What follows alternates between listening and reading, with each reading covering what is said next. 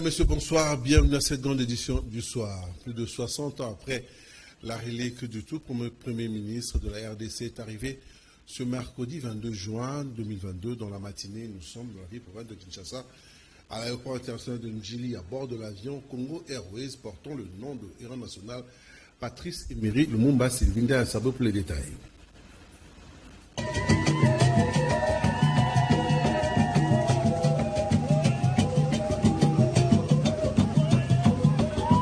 Arrivée de la dépouille de Patrice Emery Lumumba à l'aéroport de Njili ce mercredi, mission accomplie avec succès par le Premier ministre Jean-Michel Sama-Lukonde, 61 ans après l'assassinat du héros national. À la tête d'une forte délégation dépêchée à Bruxelles par le président de la République, Félix Antoine Tshisekedi, pour les rapatriements de la dépouille de Patrice Emery Lumumba. Le numéro 1 du gouvernement a accompagné les restes de Patrice Emery depuis l'aéroport militaire de Michel Brock à Bruxelles jusqu'à Njili, aux côtés de membres du gouvernement, de la famille biologique de l'illustre disparu, ainsi que de journalistes de différents médias internationaux. Notez que ce mercredi, une délégation conduite par le président de l'Assemblée nationale accompagne la dépouille vers la province du Sankuru, province d'origine de l'illustre disparu, où les hommages lui seront rendus coutumièrement et l'inhumation est prévue pour demain jeudi 30 juin au mausolée construit à la place de l'échangeur dans la commune de Lumete. Plus d'un demi-siècle après l'assassinat controversé du tout premier ministre congolais, c'est aujourd'hui la relique, une demi-don de Patrice Emery Lumumba, restituée par la Belgique, qui est arrivée à Kinshasa. Ce rapatriement marque une avancée significative dans les relations belgo-congolaises. Les avis de quelques Kinois suivaient ce propos recueilli de Ursule Kimikakamani. Ça fait 61 ans qu'on réclamait les retours de ces dépouilles mortelles, mais quel que soit, il n'y avait pas eu vraiment une grande partie du corps parce qu'il était brûlé à l'acide. Ça nous rappelle les plus mauvais souvenirs qu'on a de la Belgique. Mais sinon, cette geste-là est très significatif de pouvoir retourner au moins une partie de son corps. J'ai la tristesse un peu au fond de mon cœur parce que la Belgique nous rend seulement le don de notre excellence, ancien Premier ministre Patrice Emery Lumumba. Mais ce que nous, les Congolais, nous voulons avoir aussi le procès pour le monsieur qui portait les dents de notre ancien Premier ministre, qui soit aussi jugé. Au fond de nous, il y a un peu de tristesse qui est, parce que, vous savez, Emery Patrice Lumumba, il ne fait pas partie comme ça. Par rapport à ce qu'il a fait pour nous au Congo, il mérite de grands honneurs, il mérite vraiment de grandes choses. Et moi, je pense qu'il y a dans ce niveau-là, comme notre gouvernement a eu cette idée de nous ramener ce corps, la dent de notre héros, d'aller jusqu'au bout, de chercher même, de créer même un procès pour chercher les auteurs de la mort de notre ancien Premier ministre. Je serais très ravie qu'un jour, je pars dans un endroit où on a posé la dent de notre héros national, que je puisse voir qu'il a fait de bonnes choses pour nous aujourd'hui. Il a libéré la République démocratique du Congo. Je suis vraiment très heureux. Je les considère pas seulement héros national au Congo, mais pour l'Afrique tout entière. Je suis vraiment ravi de joie. Mais en principe, ce n'est pas maintenant que devrait être avant. Qu'est-ce que la Belgique qui faisait pour garder tout ce temps de corps de M. Lumumba? Il devait expatrier cela à longtemps. Voilà comment j'acquise la Belgique sans méchanceté envers nous et nous les Africains. La vice-premier ministre de l'Environnement et du Développement durable a échangé avec les ministres sectoriels du gouvernement et les forces vives environnementales, ceci en marge des travaux préparatoires de la pré-COP 27. Nous sommes ici à Kinshasa, l'état le réseau pour les détails.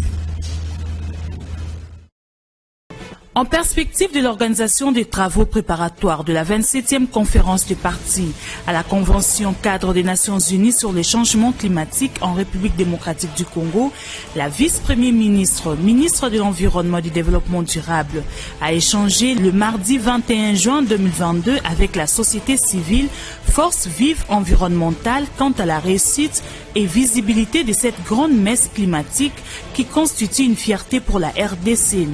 Ces travaux préparatoires visent à assurer une organisation harmonieuse et sans faille de la pré-COP 27 en vue de la consolidation du leadership environnemental et climatique de la RDC. F. Bazaïba, dans sa communication, attend beaucoup de la société civile en termes des actions à entreprendre pour assurer et consolider la position de la RDC comme pays solution à la crise climatique. Nous allons préserver nos forêts. Nous allons les protéger, nous allons les conserver. Pas parce que c'est pour eux, mais d'abord c'est pour nous. Mais après, nous avons quand même le droit de réclamer. Lorsqu'on est gardien, le gardien doit être payé. Et depuis que nous parlons des mots compensation, c'est une exigence pour nous. Depuis que nous parlons de la RDC Pays Solution, vous qui êtes sur terrain, au niveau national et international, vous avez déjà entendu un seul pays du monde récuser que ce que Congo dit c'est faux, c'est des racontars, la RDC n'est pas un pays solution. Personne. Les participants à cette rencontre ont salué la détermination de la vice-premier ministre, ministre de l'Environnement et du Développement durable et ont assuré leur participation active à ces rendez-vous climatiques à Kinshasa. Il a reconnu que les peuples autonomes ont contribué beaucoup. Aujourd'hui, on appelle la RDC comme un pays solution. Impulser à tous les jeunes, donc à tous les étudiants congolais en général et en particulier ceux de l'UNIKIN, à vanter la RDC Pays Solution, pas en tant que fanatique, mais en tant que de personnes qui s'y connaissent dans la matière, pour que les jours à venir, que notre pays bénéficie de ses potentiels, pas seulement en termes de slogans, mais aussi en termes de subventions en tant que pays solution. Bien avant de s'entretenir avec la société civile, F. Bazaïba a échangé avec le ministre sectoriel du gouvernement sur l'organisation de la pré-COP 27 à Kinshasa. La pré-COP 27 et la participation de la RDC à la COP 27 en Égypte sont financées à un coût élevé à 12 362 858 $. La pré-COP 27 se déroulera en 2 sessions, la réunion des scientifiques à Yangambi et la réunion ministérielle à Kinshasa en module mensuel compris entre septembre et octobre. Cette 27e conférence de la COP se tiendra à Sharm el-Sheikh en République arabe Égypte du 7 au 18 novembre 2022.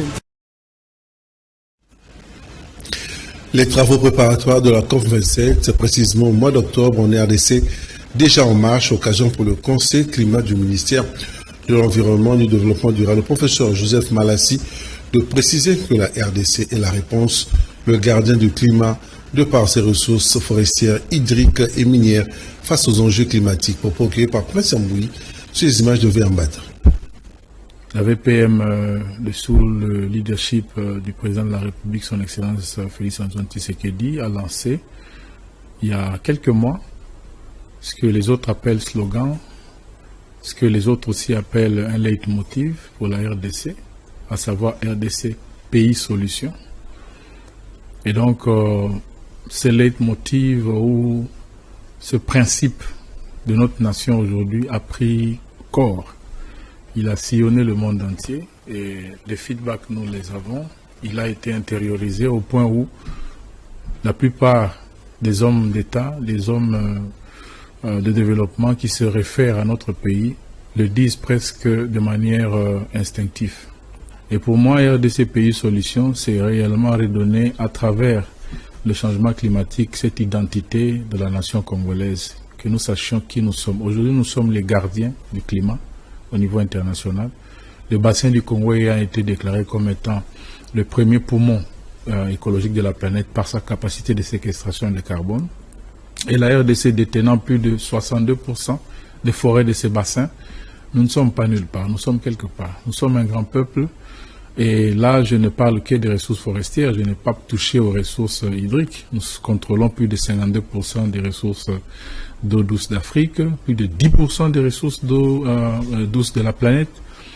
Et nous contrôlons la majorité des minéraux dits stratégiques aujourd'hui, le cobalt, le lithium, le colombo-tantanite,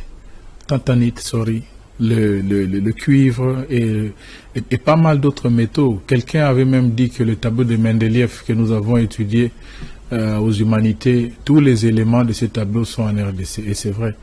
Donc nous sommes un pays très spécial et il était vraiment important que nous cessions à un moment donné d'entendre des choses négatives sur nous, comme s'il n'y avait que de la médiocrité, alors qu'en réalité nous sommes un grand pays.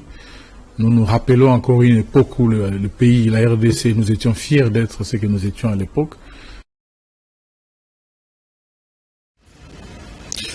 Suite aux fortes températures qui sévissent ce dernier temps dans le monde, le conseil Malassi défend aux autres d'abattre les arbres, plutôt les préserver, car ils refroidissent les planètes. Il est au micro de Presse Ambouy et vers en battant encore une fois.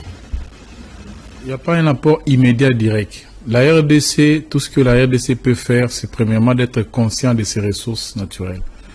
Que nous soyons conscients de la relation qu'il y a entre nos ressources naturelles, notamment les forêts, et les ressources en eau, et la chaleur que tu es en train de décrire en Europe.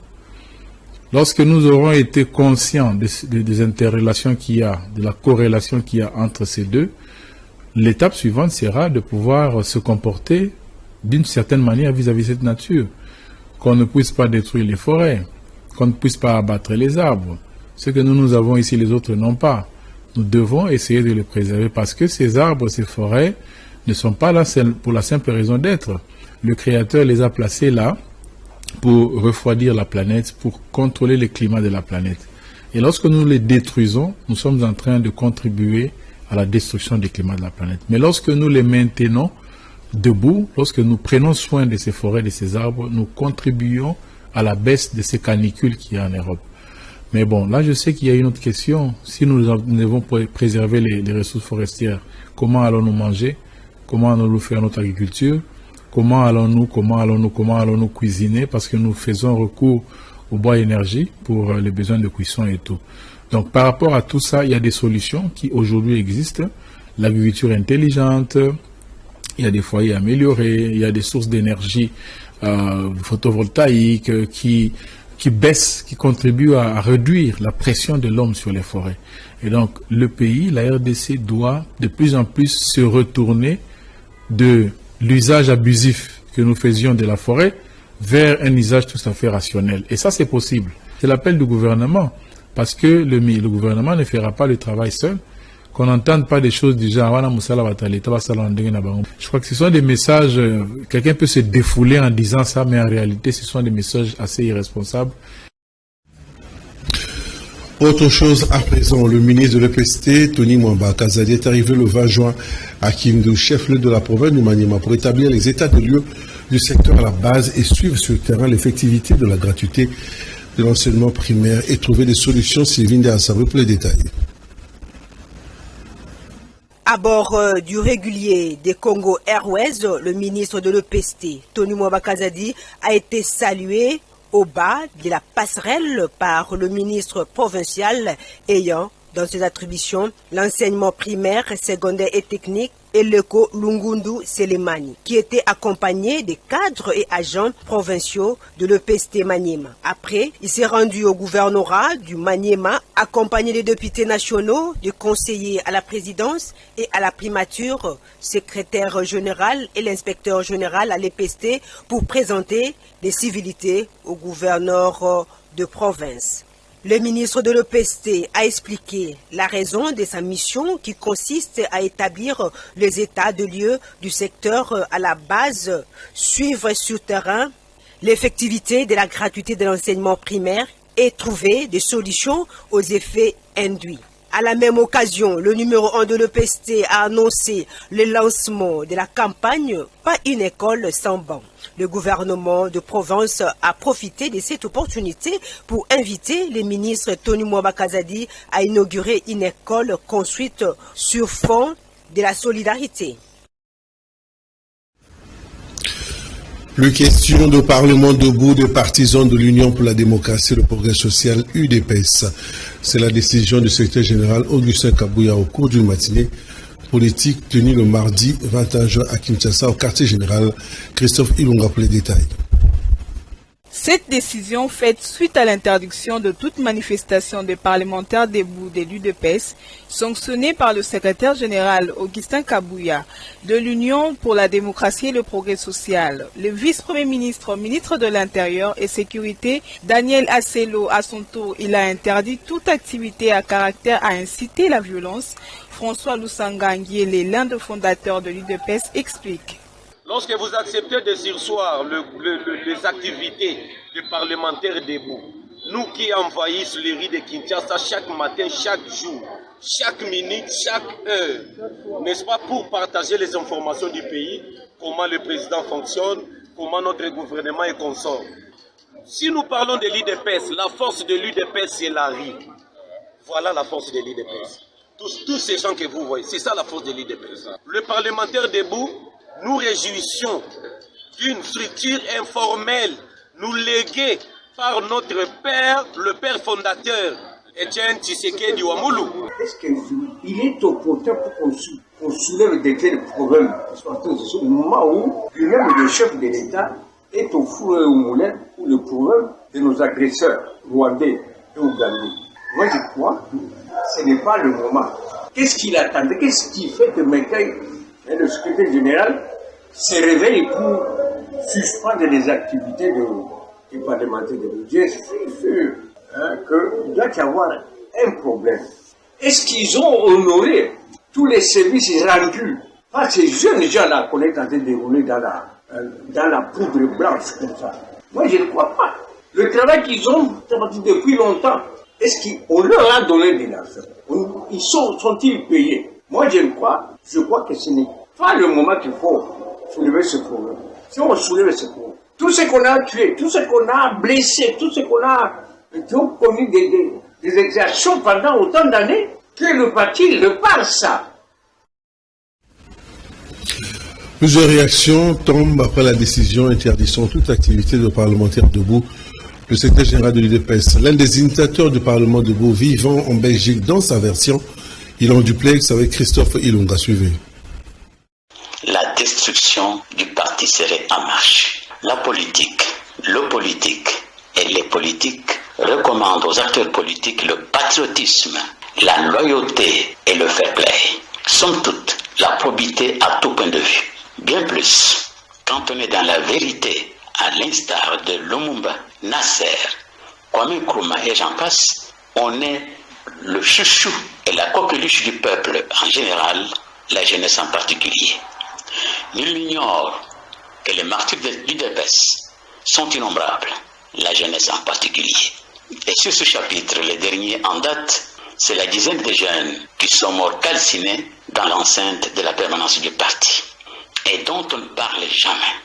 Cette jeunesse, tous les membres du Parlement debout, servent bouclier de l'UDPS, en fait de ce parti, sous la conduite de sa direction politique, la seule et unique force politique de notre pays, à travers tous les coins de la République, 40 ans révolus.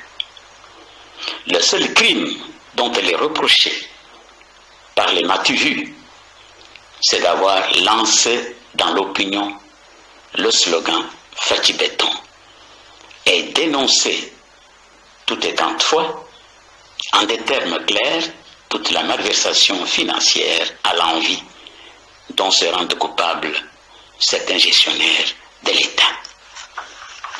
La mise en berne de cette force politique aujourd'hui est une trahison qui nécessite sanctions sévères de la part de celui qui en a les prérogatives.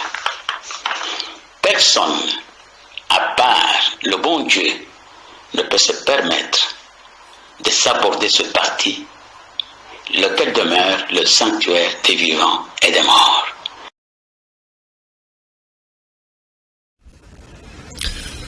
Le directeur général de l'OVD, Victor Ntumba, et le directeur provincial, Alain Chimbalanga, ont visité le mardi dernier l'évolution des travaux sur 2 axes routiers, l'avenue Victoire et l'université, précisément à Kianza, dans la commune de Ngalema. Lydie Fouladio et Koupar Bola pour les détails. Bientôt, les usagers de l'avenue Victoire, précisément au rond-point Victoire, vont pousser un ouf de soulagement. Les travaux de la chaussée rigide touchent déjà à leur fin et les ingénieurs de l'OVD ainsi que ceux des GMC ont entamé la 2e phase de la pose de enrobés sur la chaussée souple qui va servir de la couche de roulement. Les directeurs généraux de l'OVD Victor Tumba ainsi que le directeur provincial Alain Chimbalanga ont visité ensemble l'évolution de ces 10 travaux. L'ingénieur de l'OVD Christian Fiola Wigo, chef de brigade d'asphaltage, a donné quelques explications quant à ce.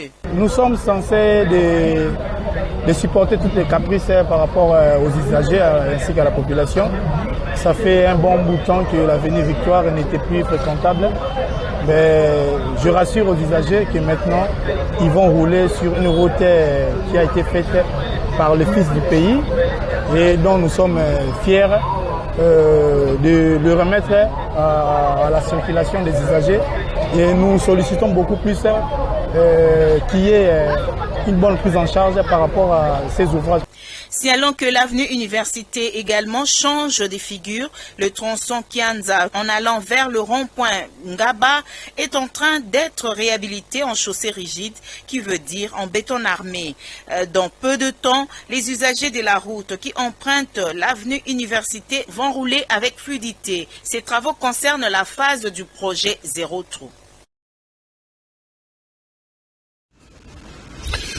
Les défis dans le domaine d'infrastructure auxquels est confrontée la RDC seront décortiqués dès ce lundi au cours d'un forum initié par Xinjiang RDC Stratégie, organisation des réflexions de quai de solutions aux problèmes de société.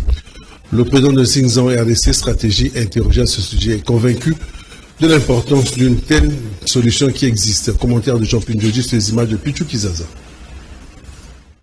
Explorer les possibilités en vue de booster l'infrastructure congolaise, c'est le défi que se lance la structure Think Tank RDC Stratégie à travers un salon de réflexion qui s'ouvre le lundi 27 juin prochain. La coordination des Think Tank RDC Stratégie croit en la nécessité de redorer l'infrastructure congolaise en prenant comme épicentre les routes, les ports, les rails et les aéroports. Aujourd'hui, on a pour but avec cette conférence de pouvoir contribuer à l'amélioration de la gouvernance du secteur des infrastructures de transport, qui en fait est un facteur clé pour la relance économique. Et nous avons émis donc le vœu d'organiser ces premiers salons des infrastructures de transport avec l'accompagnement des ministères sectoriels sous le thème infrastructure de transport en RDC, contribution à la relance économique, enjeux et perspectives. Donc cette conférence va se tenir du 27 au 29 juin 2022 à Kinshasa, précisément à l'hôtel Pullman, à partir déjà de 9h. Elle réunira donc l'ensemble de professionnels et des acteurs clés du secteur, afin de pouvoir ici faire des propositions, contribuer avec des réflexions à l'accélération du rythme de la mise en œuvre et de la réalisation de projets des infrastructures routières, ferroviaires, portuaires, aéroportuaires en RDC. L'ambition de ces forums avec des panélistes à grosse expertise est celle de replacer la RDC dans l'échiquier des pays à fort potentiel infrastructurel.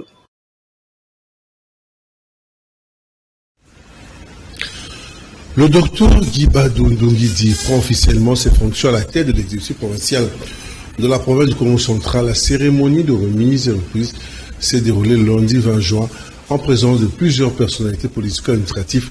Les détails avec nos confrères de la presse du gouvernorat du Congo central. Suivez. C'est la présence de plusieurs personnalités politico-administratives, militaires et policières de la province qui s'est déroulée cette passation des pouvoirs. 4 temps forts ont marqué cette cérémonie de remise et reprise entre le gouverneur intérimaire sortant du Congo central, Justin Mamakosso, et le nouveau chef de l'exécutif provincial élu, investi, notifié et installé ce lundi 20 juin en la salle des réunions du 4e niveau de l'immeuble du gouvernement de province, situé en plein cœur du centre-ville au quartier Ville-Basse. D'abord, la lecture de l'ordonnance d'investiture de nouveaux couples à la tête de la province par le directeur des cabinets sortants de l'autorité provinciale ad interim sortante, Dieudonné Mvozo Lodibayoua. Article 1er est investi gouverneur de la province du Congo central, Monsieur Bandou Ndungidi Guy. Article 2 est investi vice-gouverneur de la province du Congo central, M. Nkwanga Maswangi Bilolo. Article 3 sont abrogées toutes les dispositions antérieures contraires à la présente ordonnance qui sort ses effets à la date de sa signature. Ensuite est intervenue la lecture du procès verbal et a sanctionné cette remise et reprise par l'inspecteur provincial de la territoriale, Sabel Sadiboko.